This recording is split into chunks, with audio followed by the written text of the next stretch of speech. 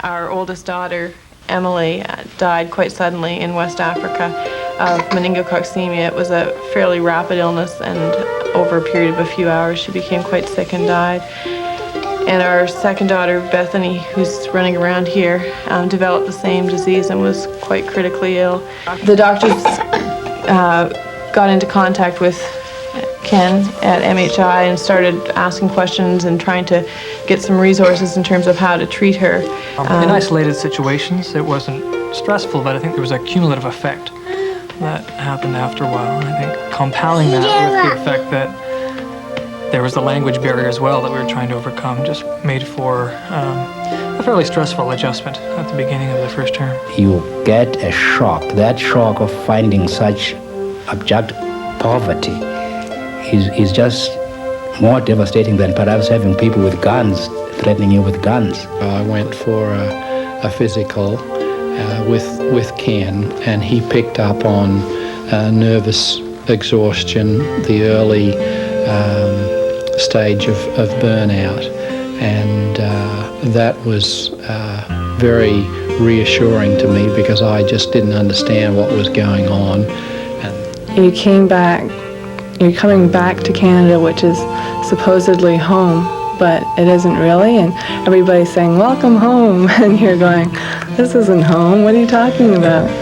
It's pretty much an identity crisis. You don't know where you belong, because even when you're back in what you thought was home, you're still not really home because you're white and you're looked on as a foreigner. The laborers of love, the people you have just seen, have been specifically called by God. They are missionaries.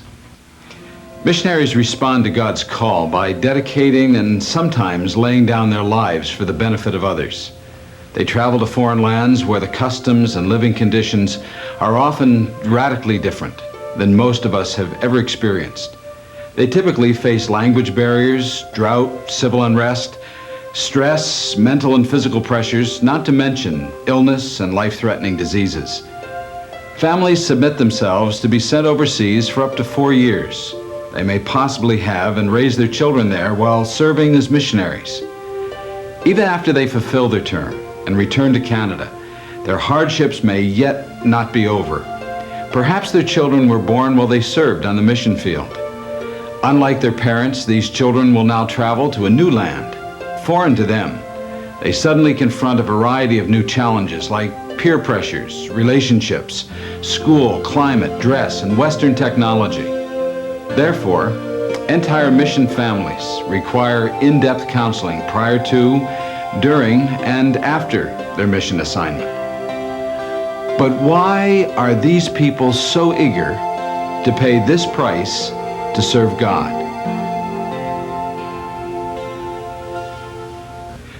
In 1936, God called a young nurse and graduate of Toronto Bible College, Miss Louise Kirby, who founded the Missionary Medical Institute, which has since been renamed Missionary Health Institute. In 1967, MHI services were expanded to include International Medical Service, which offers specialized care in international health and tropical medicine. Today, the dream lives on. Miss Kirby, now in her 90s, continues as a member emeritus of the MHI Board of Directors. The Lord himself spent considerable time ministering to people physically. And if we're going to follow in his steps,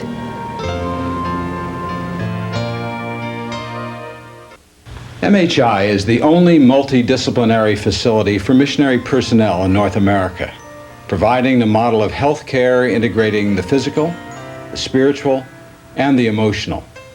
The resulting soundness reflects itself in healthy relationships in the family, with co-workers, and in the cross-cultural setting of missions. By ensuring that missionaries are cared for at home and abroad, MHI seeks to enhance their effectiveness, and thereby reducing cases of premature missionary attrition. The background to my interest in Missionary Health Institute grew out of my experience as a missionary. missionaries presented two concerns. Their physician in the sending country didn't understand the context in which they were working, and secondly, they didn't appreciate the ministry. At MHI, we seek to bridge those gaps. We have a threefold purpose: to help mission leaders with appropriate selection of candidates, to help in the prevention of illness, which is the cause of premature missionary attrition, and to help with the rehabilitation of those who have been wounded in their international experience. There are two distinct components to the ministry that we provide. The first is the International Medical Service that responds to some of the more traditional health concerns that missionaries present with. The counseling service grew out of our awareness that the pastoral care issues were often a very important and integral part of the concerns that missionaries were presenting with. The educational part of our service has brought a preventive focus to our ministry. The research component allows us to develop a clear understanding of the root causes that lie behind some of these issues.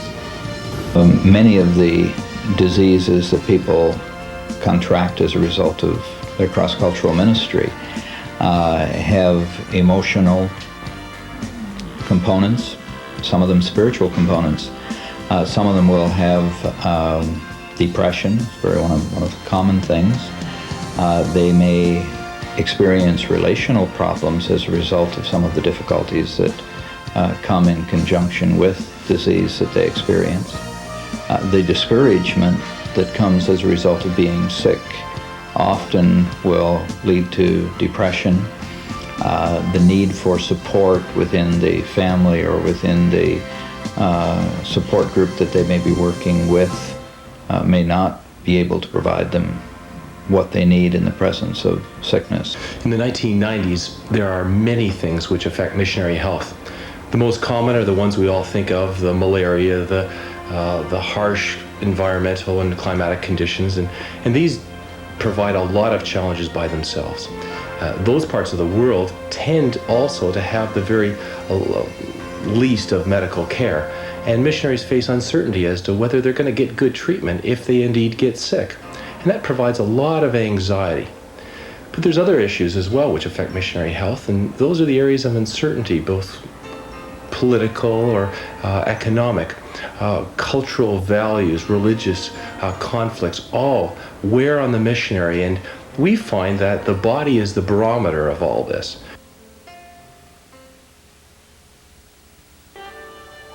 Missionary personnel are faced with an array of challenges: multiple adjustments in transition, cross-cultural stress, child-rearing issues in a strange context, interpersonal relationships with people of different backgrounds, political conflict, and serious health issues are but a few. It is appropriate that we provide a flow of care for missionaries from their pre-field preparation through on-field experience and to the return and re-entry to Canada. Missionary Health Institute is a nonprofit organization. Missionary Health Institute manages a medical practice which is self-sustaining and does not rely on the support of the donor community. And so as we explore ways of ministering to the missionary community, we have to look for alternative sources of funding to enable us to hire the staff and to prepare the quality and the type of material that is of benefit to our missionary personnel. There are several ways that MHI can respond to the needs of missionaries, primarily in terms of providing care, and we believe that if we provide care for the missionary family, that we will enhance the ministry of that family. And so it's necessary for all of us who touch the lives of missionaries to work in concert in a cooperative network where we provide the care for missionaries that will enhance the effectiveness of their ministry. We sometimes need opportunities to share the work of MHI in missions conferences, in church prayer meetings, in church services, so that we can, in doing that, not only experience support from MHI, but we can foster a much greater concern for missionaries within the churches that those missionaries come from.